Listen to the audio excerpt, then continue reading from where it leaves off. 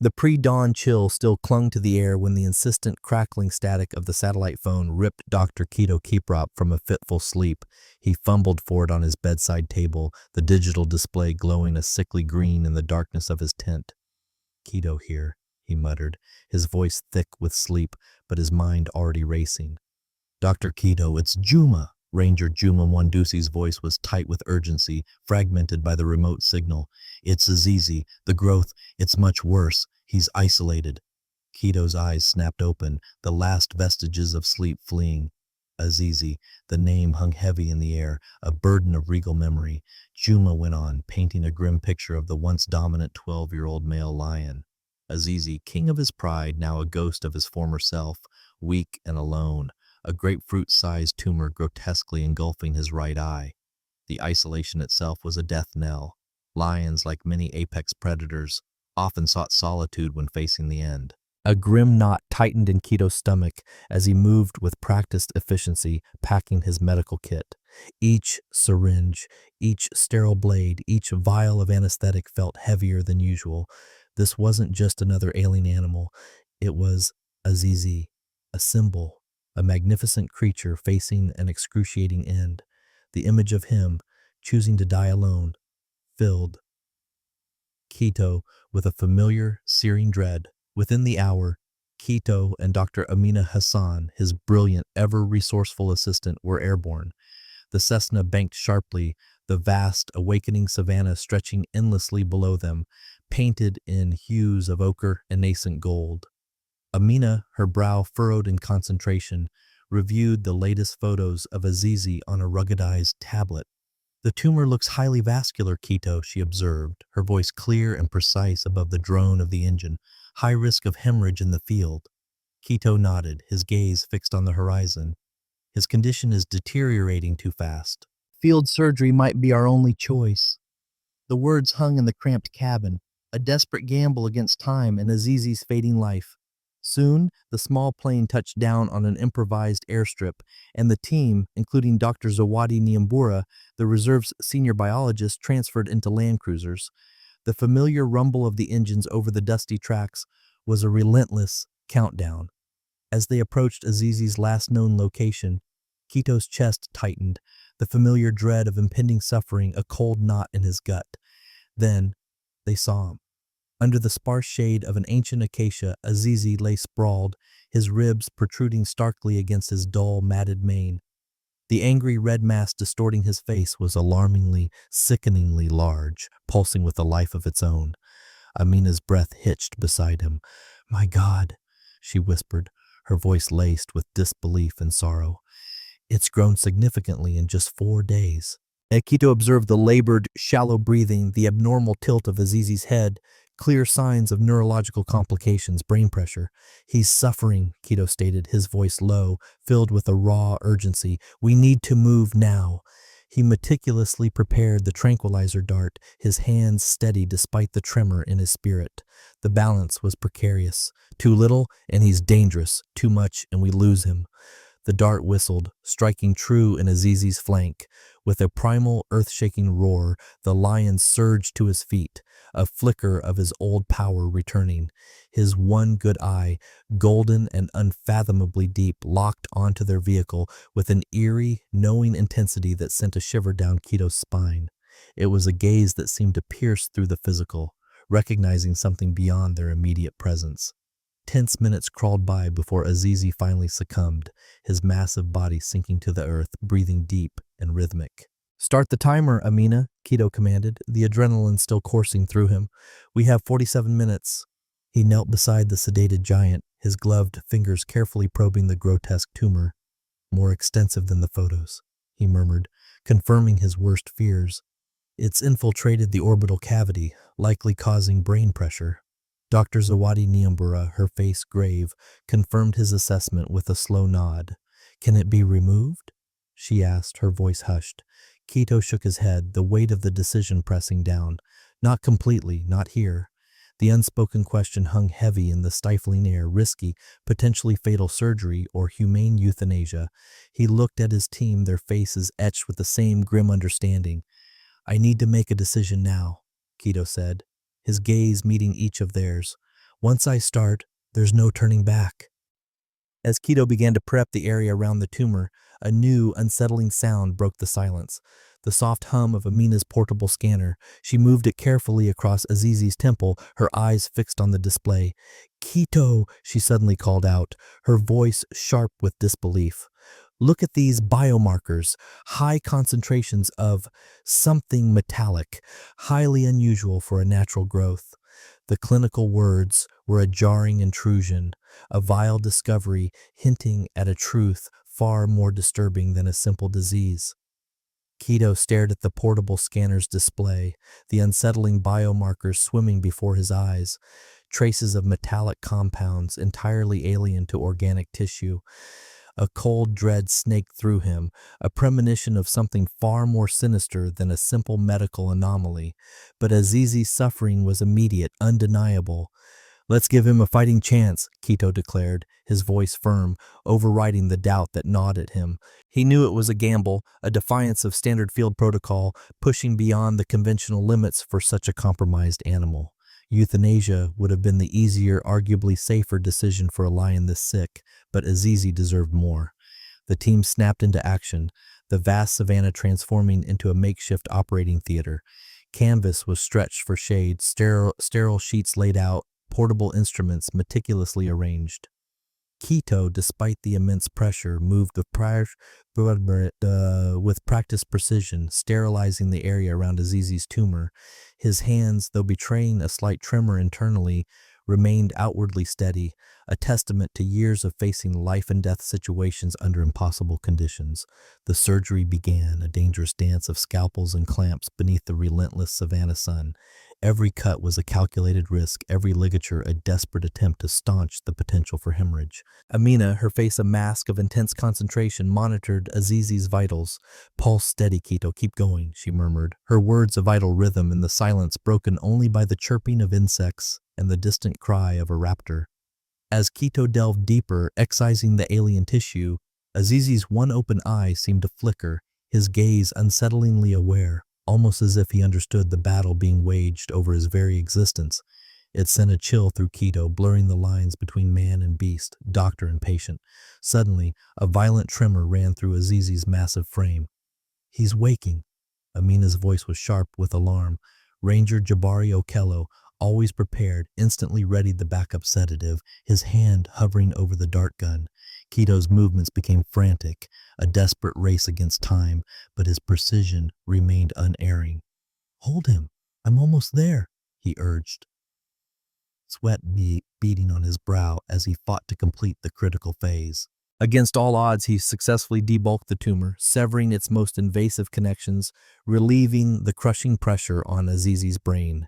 "It's done," Keto gasped, leaning back on his heels, utterly exhausted. "Now we wait and hope."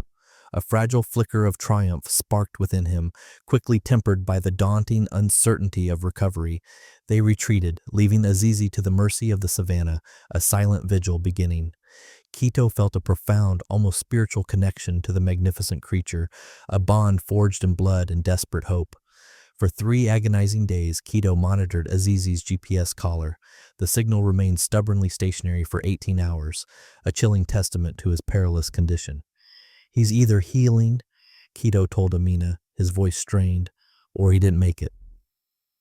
On the 4th morning, Keto, Amina, Juma, and Jabari cautiously approached Azizi's last known coordinates.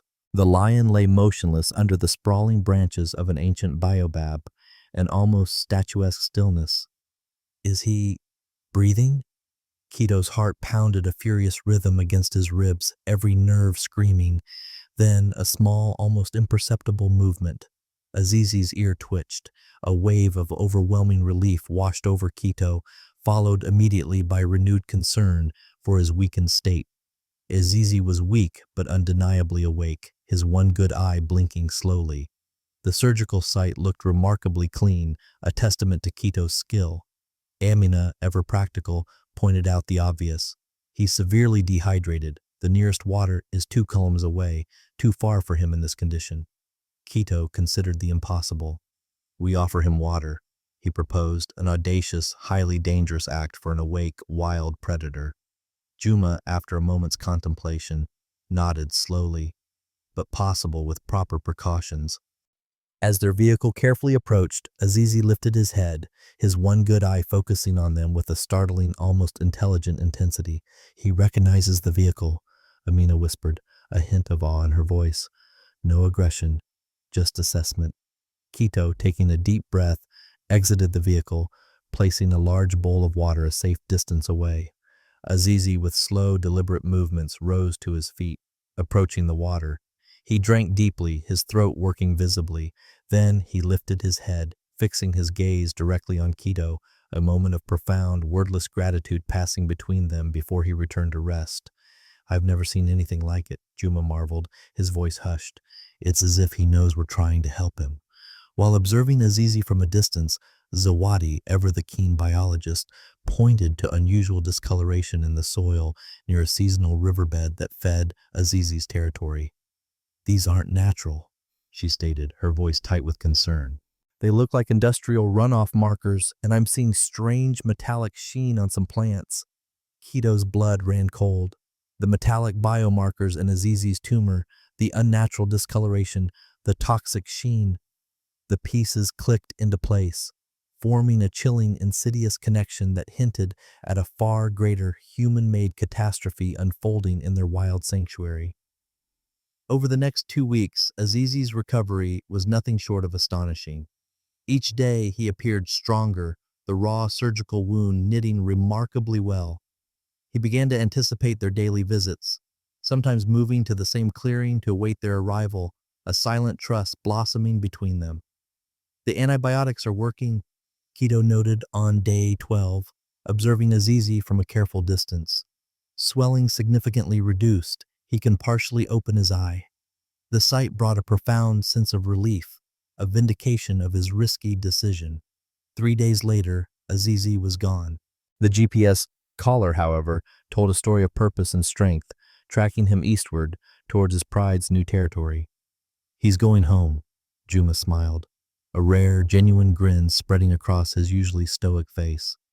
They tracked him from a discreet distance, witnessing him reclaim his predator's prowess as he successfully ambushed and brought down a warthog, a decisive act that signaled his full return to form. The true test came when Azizi approached his pride. Initial tension rippled through the group, a wary assessment of the scarred king. But then, a subtle shift, a nudge from an older lioness, and Azizi was accepted, his leadership reclaimed without a roar or a fight. "Time to remove the collar," Quito said, a mix of pride and a quiet, almost melancholic loss in his voice. 6 months later, Quito and Juma were on a routine patrol, the familiar rumble of the land cruiser a soothing rhythm. Juma, ever vigilant, suddenly pointed. "There, Dr. Quito, Azizi." Fully recovered, his mane rich and dark once more, Azizi lay in the tall grass, surrounded by 3 playful cubs. "He's thriving," Quito whispered, a wave of emotion washing over him. The sight of the magnificent lion, a father once more, was a profound testament to life's resilience. As if sensing their presence, Azizi lifted his head, turning his gaze directly toward their vehicle. For a long moment their eyes met, an inexplicable connection passing between them, a shared understanding that transcended species. Then, with a soft huff, he rose and followed his family deeper into the waving grass. "When you save a life in the wild," Juma said, his voice quiet, filled with ancient wisdom, "that life becomes part of your own spirit. You and Azizi, you share something now." Quito nodded, understanding Juma's words more deeply than he could ever articulate. But the triumph of Azizi's recovery was shadowed by the lingering mystery. Zawadi Nyambura, the senior biologist, had not forgotten the disturbing environmental clues. She tirelessly collected more samples from the riverbed and surrounding soil. Her report landed on Quito's desk like a lead weight. "These heavy metals match the biomarkers in Azizi's tumor, Quito," she stated, her voice tight with professional concern. "This isn't natural erosion. This is deliberate contamination." Armed with Zawadi's stark findings, Quito and Zawadi followed the trail of polluted water further upstream, away from any established paths. The journey grew increasingly arduous, the land becoming more desolate, the air acquiring a metallic tang. Then, through a dense thicket, they stumbled upon it, a recently abandoned makeshift camp. This was no KWS property. The crude, temporary structures, the haphazard layout screamed illegality. Empty chemical containers, rusted drums, and even rudimentary mining equipment lay scattered amongst the brush. Who set this up? Keto wondered aloud, his voice barely a whisper in the oppressive silence. And why here in the heart of the reserve? The answer came swiftly, horrifyingly. Hidden in the dense brush near the camp, they discovered crudely constructed, yet chillingly effective wire snares and deep pits, cleverly camouflaged. These aren't for small game, Juma observed, his face grim, joining them after sweeping the perimeter. These are for serious poaching or to keep something out or in. Among the discarded containers, Zawadi pointed to a stack of corroded canisters, starkly labeled with biohazard symbols. One was leaking a viscous, iridescent fluid that shimmered with an unnatural sheen. "This isn't just pollution, Keto," she declared, her voice laced with disgust. "This is deliberate, dangerous waste disposal." Amina, back at the research station, reviewing Zawadi's transmitted photos, her voice crackled over the satellite phone. The sheer scale and secrecy of this operation, combined with this incredibly dangerous waste, strongly suggest a large-scale illegal activity, not just poachers, Keto. This points to something far more organized, possibly even a corporate or governmental entity operating under the radar. Someone didn't want this found. As they surveyed the contaminated area from a safe distance, a powerful shadow emerged from the tall grass at the edge of the clearing. It was Azizi. His gaze, usually a profound connection, was now intense, almost urgent. He let out a low, guttural growl, not of aggression towards them, but a deep, resonant warning, looking pointedly towards the abandoned camp, then back at Keto. The lion's unusual intelligence, his uncanny awareness, was escalating, pushing them towards a truth they were only beginning to comprehend. Keto and Juma returned to the illegal camp, determined to investigate the unsettling discovery more thoroughly. As they moved through the dense brush, a shadow would often flit across a distant ridge. Azizi with members of his pride, he wasn't simply observing. His presence felt purposeful, almost like he was leading them, appearing then disappearing, a silent guide in the vastness. On one occasion, Keto, lost in thought, unknowingly veered too close to a cleverly camouflaged pit trap. Before he could take another step, a sharp, urgent growl ripped through the air, vibrating with an intensity that snapped him back to awareness. He froze, looking up. Azizi stood on a nearby kapya, staring intently at the ground just inches from Keto's foot. Keto edged back, then saw the barely hidden edges of the pit. "He warned me," Keto whispered, astonishment coloring his voice. "He knows what's out here." The lion's intelligence, his deliberate intervention, sent a chill down Keto's spine, deepening the mystery of Azizi's unique connection to their mission. The protective guidance intensified. Azizi's pride, especially a vigilant young lioness, one of his cubs, began to appear along their patrol routes, subtly herding them, guiding them towards a specific remote valley. It was an unseen path, a route only the wild knew, yet the lions seemed to be delineating it for them. Following Azizi's cues, the team finally discovered it, a large, well-hidden compound nestled deep in the valley. A sign, weathered and faded, declared it a wildlife research station, but Keto knew it wasn't listed in any official KWS records. "This isn't right," Juma muttered, his hand instinctively resting on his rifle, his eyes narrowed with suspicion. Using covert observation equipment, they surveyed the compound from a safe distance. High fences, glinting razor wire, advanced surveillance cameras tracking unseen movements, and the unmistakable figures of armed guards patrolling the perimeter. "This is no research station." Amina's voice crackled over the comms, her alarm palpable. "This is a fortress." Back at their discreet base camp, Zawadi worked with furious intensity, analyzing new soil and water samples collected near the compound, cross-referencing them with the data from Azizi's tumor. Hours later, her voice, when it came, was strained with disbelief and anger. "Keto, the metallic elements, the unique protein structures, they match a classified patent for a bioaccelerant, an experimental compound designed to speed up growth. It's listed as highly toxic, environmentally catastrophic if leaked." Amina's eyes widened, a dawning horror in her expression. A bioaccelerant that could explain the tumor's explosive, aggressive growth and the neurological effects we saw in Azizi. The pieces of the puzzle slammed together with sickening clarity. The compound was being illegally tested or perhaps simply disposed of near Azizi's territory. The illegal camp they found earlier was either a rudimentary cover for the dumping or a distribution point for a larger, more illicit network. Someone was dumping it, Keto realized. His voice grim. Or it leaked from their research and they tried to cover it up. Zawadi's next revelation sent a cold wave through them all. She had traced the patent. It's registered to a shadowy multinational corporation, Aegis Biosolutions, with vague agricultural and pharmaceutical interests. They have deep government ties. This wasn't just a rogue operation. It exposed a corporate cover-up of immense proportions.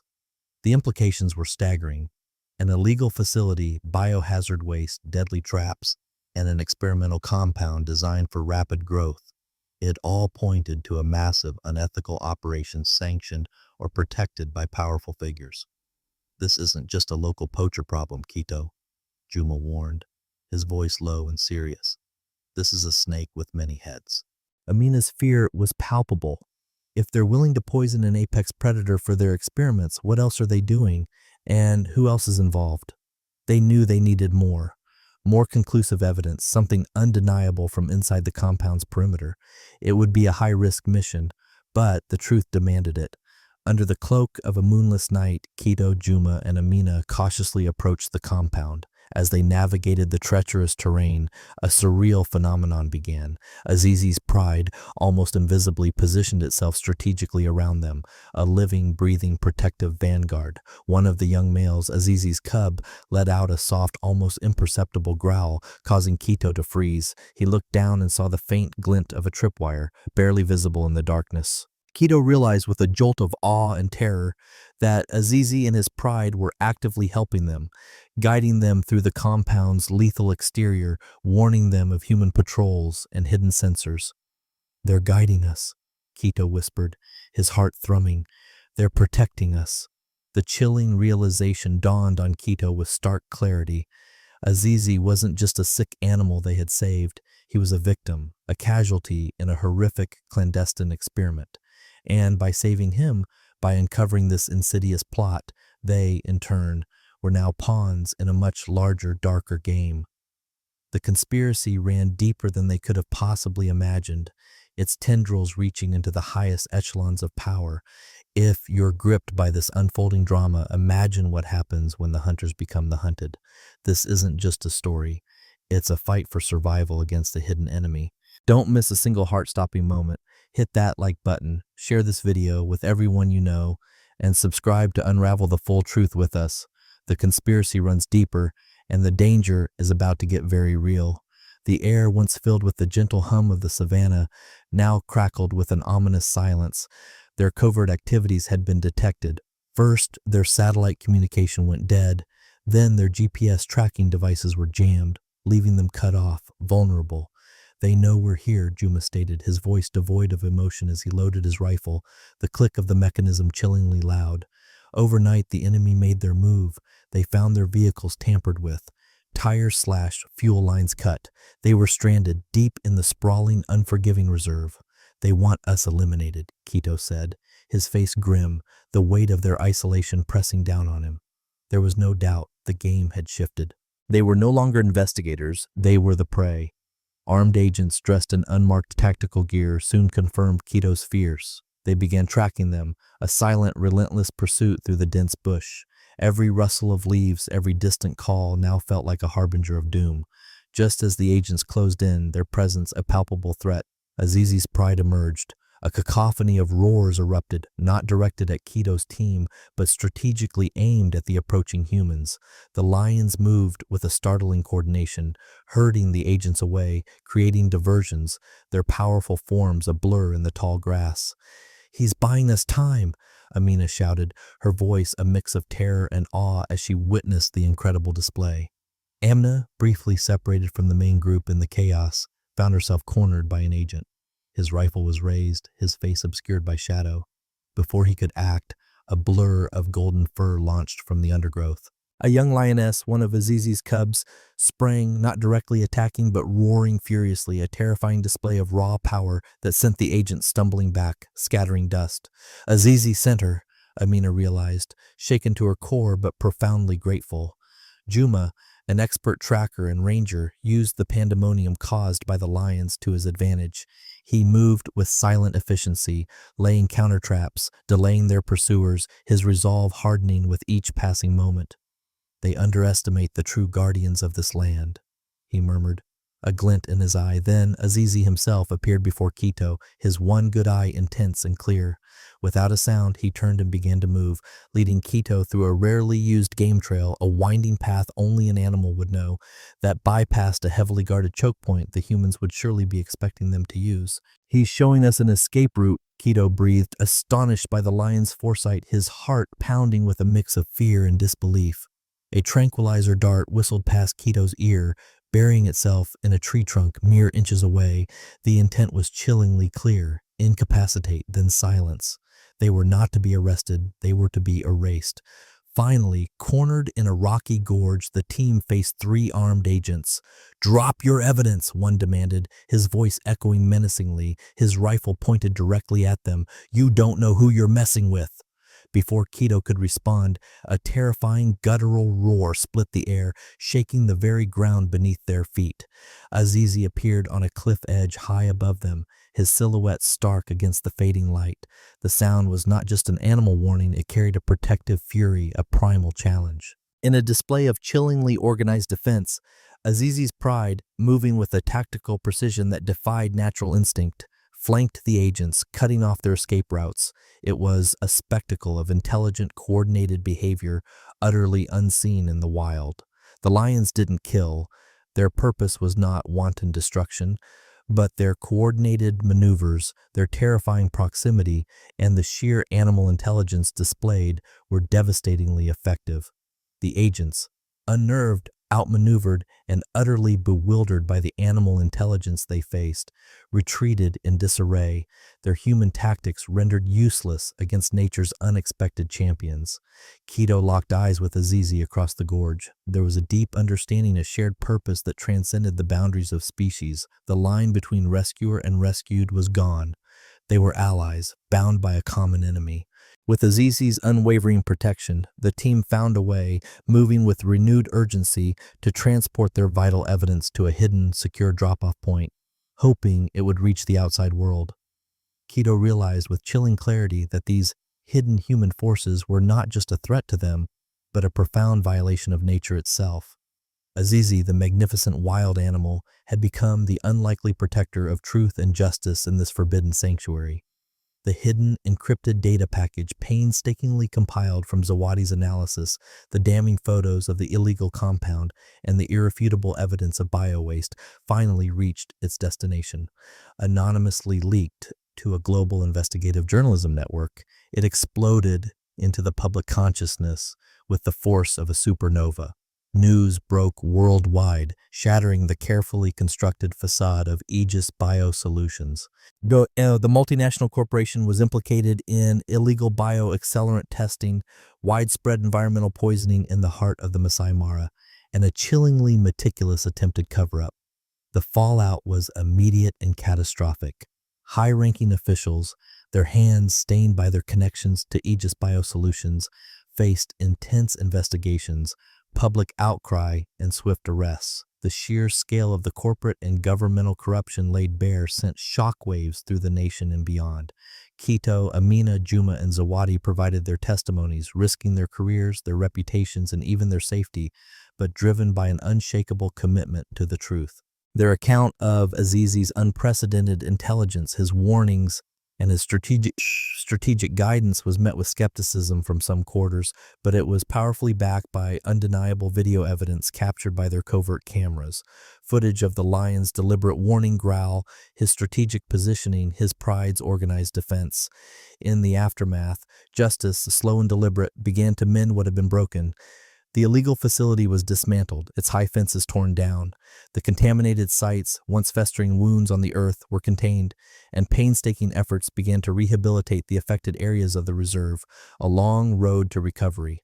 Azizi, the magnificent lion, became a global symbol. Scientists grappled with the unprecedented gratitude and organized behavior that defied normal understanding of animal cognition. Was it an anomaly, a singular instance of a unique bond, or a tantalizing glimpse into a deeper, unknown intelligence, an intricate web of consciousness that humanity had barely begun to comprehend? Years later, Quito revisited Azizi. The lion, now older, his mane silvering yet still commanding, rested with another generation of cubs beneath the vast African sky. As Quito approached, Azizi lifted his head. He rose, not with the wary caution of a wild animal, but with a profound recognition, approaching Quito and gently bumping his massive head against Quito's outstretched hand, an unmistakable gesture of affection and an unbroken bond that time could not diminish. Yet, a lingering question remained, a shadow that stretched beyond the fall of Aegis Biosolutions. The specific origins of the bioaccelerant, the full extent of its development, and the true purpose behind its creation remained shrouded in deeper secrets. Aegis Biosolutions, Quito suspected, was merely a visible tentacle of a far grander, more sinister network, its roots reaching into the unseen underbelly of global power. Slowly, painfully, the Masai Mara, though scarred, began to heal. The indelible story of Azizi and Quito ensured stricter environmental protocols were implemented, and a deeper, more vigilant scrutiny was directed towards corporate activities operating within protected lands. Local Maasai elders, with their ancient wisdom, spoke of Azizi as Roho Yamsitu, spirit of the forest, a guardian who had chosen a human ally, a legend passed down through generations. Quito, his life irrevocably transformed, dedicated himself to understanding animal consciousness and advocating for the voiceless. He realized that the incident was not merely about saving one lion, but about recognizing the intricate, intelligent web of life that connected all beings. The true conspiracy, he understood, wasn't just illegal dumping or unethical experiments. It was the arrogant, pervasive belief that humanity could control and exploit nature without consequence, that animals were mere subjects devoid of sentience or purpose beyond human utility. Azizi, in his incredible silent defiance, proved them profoundly wrong. The lion story became a legend, whispered around campfires, taught in schools, a testament to extraordinary animal intelligence and the unbreakable bond forged in the crucible of a terrifying conspiracy. While Aegis Biosolutions faced justice, Quito often pondered the deeper roots of the genetically enhanced compound, a chill reminder that the darkness they fought was likely just the tip of a much larger global iceberg. The Azizi enigma leaves us with a profound, humbling truth. The wild holds secrets far beyond human comprehension, and perhaps our greatest allies against humanity's hidden evils are the very creatures we seek to dominate. The story of Dr. Quito Kiprop and Azizi, the magnificent lion, resonates as a powerful testament to the intricate, often unseen connections that bind humanity and the wild. What began as an urgent call, a desperate attempt to save a fading king, a 12-year-old male lion from a rapidly growing mysterious tumor, spiraled into a chilling expose. Quito, much like Dr. James Conroy in the original call, found himself unprepared for the extraordinary. The growth, far worse than anticipated, revealed insidious biomarkers, leading to the agonizing decision of unprecedented field surgery. Azizi's survival and his unprecedented gratitude and organized behavior that defied scientific understanding became the catalyst for uncovering a vast corporate and governmental conspiracy. The illegal bioaccelerant, the clandestine facility, the deadly traps, all pointed to a dark secret far more sinister than Quito could have imagined. Azizi, once the patient, transformed into a sentient guardian, leading, warning, and protecting Quito and his team from armed agents, blurring the lines between rescuer and rescued. His story became a legend, a living bridge between species, forever altering Quito's perception of animal intelligence. The legacy of Azizi forces us to question our dominion, challenging the arrogant belief that we stand alone at the pinnacle of consciousness, and leaving us with a profound truth. The wild holds secrets and allies far beyond human comprehension.